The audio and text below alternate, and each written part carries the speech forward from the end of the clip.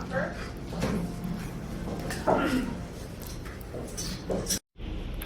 Mr. Ariel and Jeff.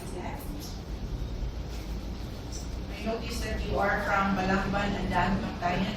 Yes. And why you decided to get married in Mandaue, not in Balamban or Dan Mactayan? We decided to be married here is because we want that our both families to meet each other at the Chelsea Center because it's far. How about Cebu City? It's also center. We are living here in Mandaue City. You're residing in Mandaue City.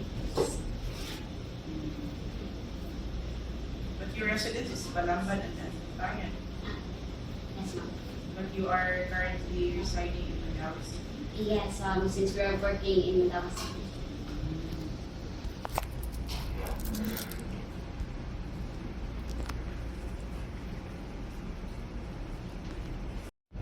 Before we proceed, Mr. Arya, why do you want to get married? Kaya mag-iiwan ka. Kasi sinabot din niya. Gusto sa lumang po. How long have you been together as a boyfriend and girlfriend? 4 years. 4 years. 4 years. Short than 4 years? So 4 years, you've been together or you've been living together now? We've been in a relationship. You've been in a relationship for 4 years. So what is in marriage that is not present in your relationship right now that you want to get married? It seems that you've lasted for 4 years already, so everything is okay. So why do you still want to get married aside from having a family? Because you can have your own family without getting married, correct? Husband and wife, I mean, parents and children living together, it's a family. So why do you still want to get married? We wanted to have blessing and legally have license for marriage and for being officially married. If I may ask Mr. Arya, what is your understanding of marriage? What comes to your mind when you hear the word marriage?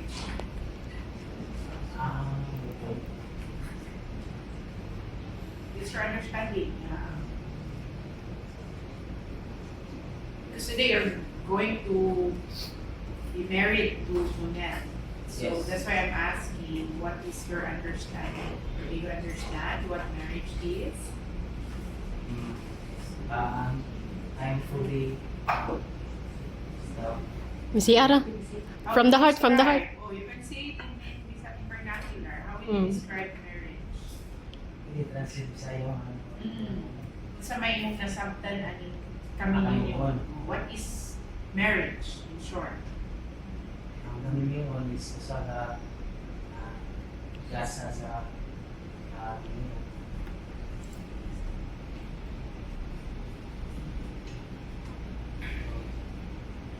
What will happen to you when you get married?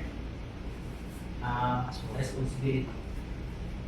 So if you're not married, you don't have any responsibility. Iba nga lahi na libid sa responsibility. Lahi na Anong lahi man siya? Why? dagdag na away anak.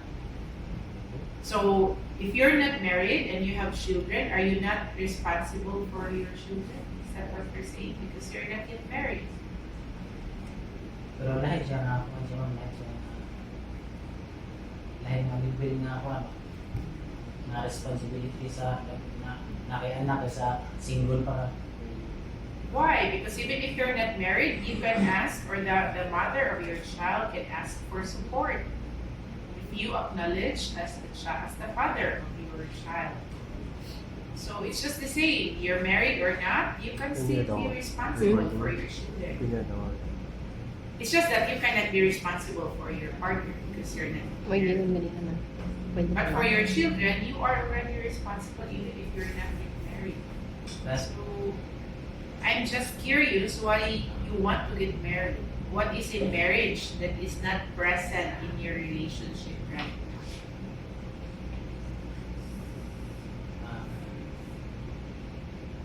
Sinabot ko yung mga but we decided as one family. So what will you do once you get married? When you're married after the ceremony tonight, what will happen to the both of you? I strive myself to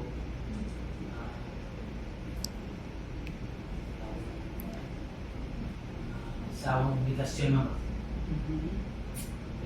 ako sa bana. Ang pangiputan tarong kung mga pagkabana sila. So how about Miss Sunette? What is your understanding about marriage?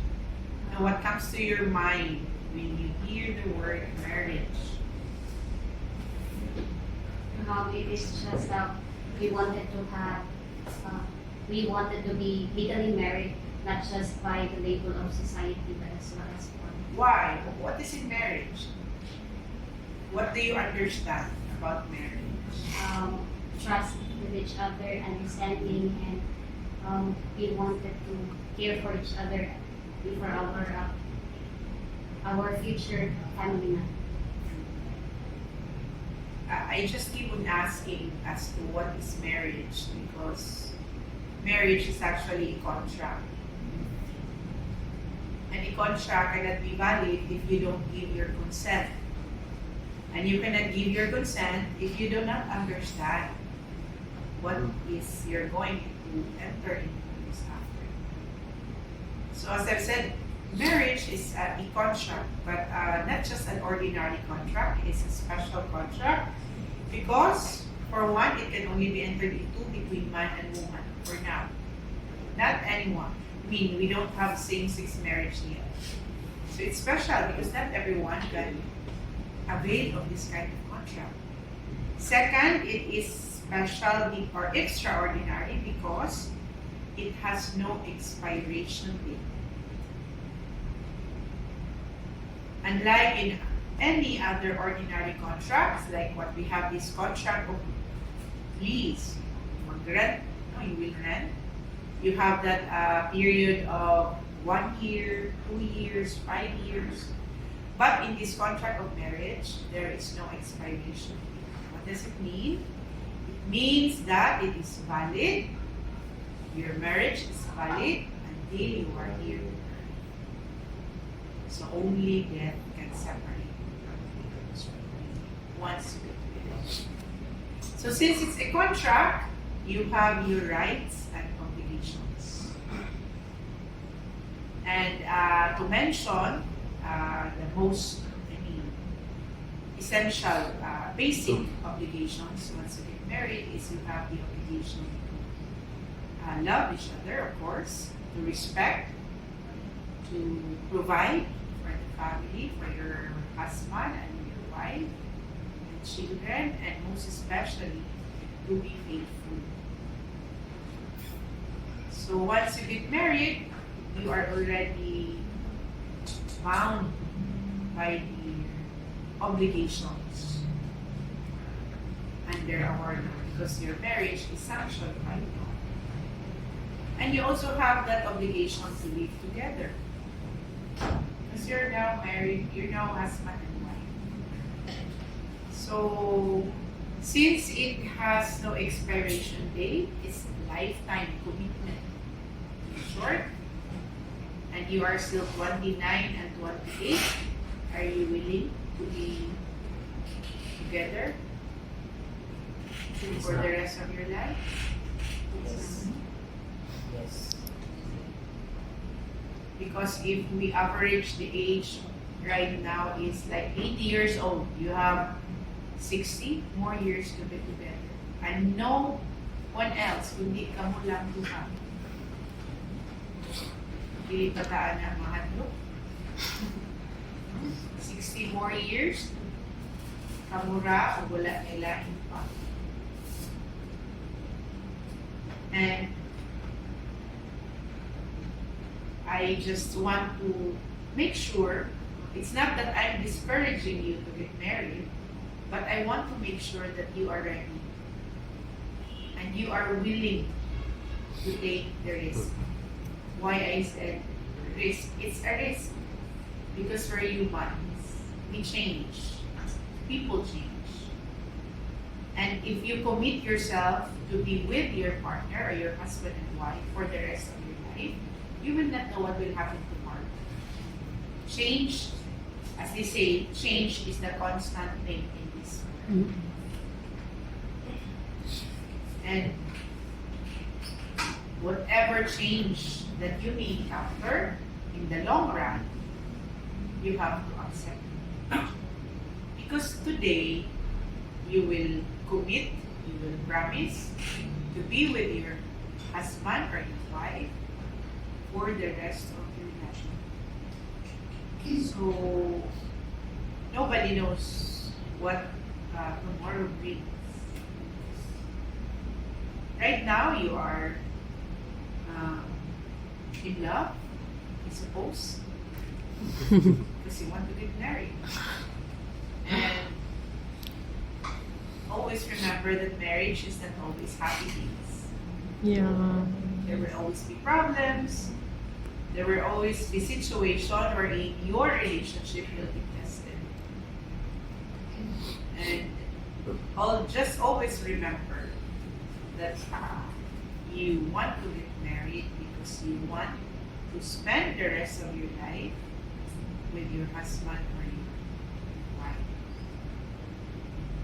And if there are only two things I would like to impart in you, as I say, young couple, as already 29, 28,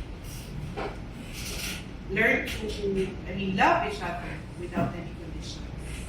It's easy to say, but it's hard to do. No buts, no ifs. And the second one is learn to always forgive. Always. Not only once, twice, thrice, 4 times, 5 times, but always. Why? And you would ask, even if balik-balik lang siya kasayo, pasayloon gihapon. Bisan grabe na kayo iyang sala, pasayloon gihapon. And my answer would be yes. Why? Because if you cannot forgive him or her, how can you value or how can you saan ninyo pagpuyo na husband and wife if you cannot forgive each other? And always remember that we are just human. We commit mistakes. Nobody's perfect.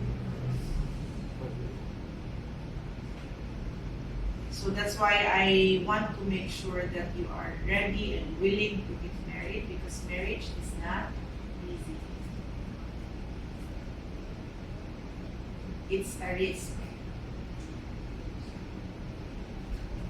Because as you grow, you change, you meet other people, your feelings may change, but you have to commit. And as the song says, palagi, no? And palagi ikaw ang pilion. Bisan kung gilid na the same feelings that you have when you get married. Because we change. Mausap ang tao. Karon gilid sa puton, pwede. 2 years from now, sa puton na siya. Karon pugihan, pwede. 2 years from now, kapulan na. But again, you have to accept him or her. Maybe karon nagkakwarta, na itrabaho, the time will come, wala nang trabaho, wala nang kwarta, still you have to accept him or her. Because you promised to be with your husband or your wife for the rest of your life.